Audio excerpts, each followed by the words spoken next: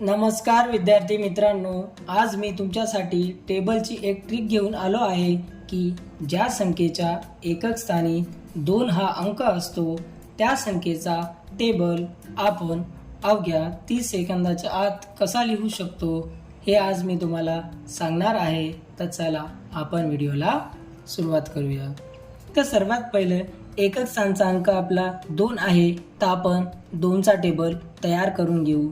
2 4 6 8 10। विद्यार्थी मित्रांनो, जेव्हा 10 हा अंक येईल तेव्हा आपण कॅरी 1 इथे लिहू आणि एकक स्थानचा अंक 0 इथे लिहू आणि आपण 2 चा टेबल पुन्हा एकदा सुरुवातीपासून स्टार्ट करू। 2 4 6 8 10।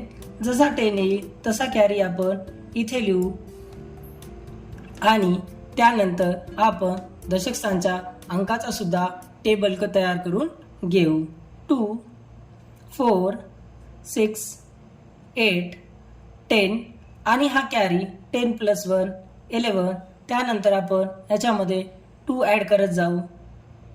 13 15 17 19 आणि हा कॅरी 1 20 आणि 2 त्याच्यात ॲड केल्याच्यानंतर इथे येईल 22। तर विद्यार्थी मित्रांनो, आपला 22 चा टेबल तयार करून झाला आहे।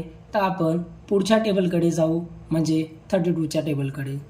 इथे युनिट प्लेसचा अंक 2 आहे, त्यामुळे आपण 2 चा टेबल तयार करू।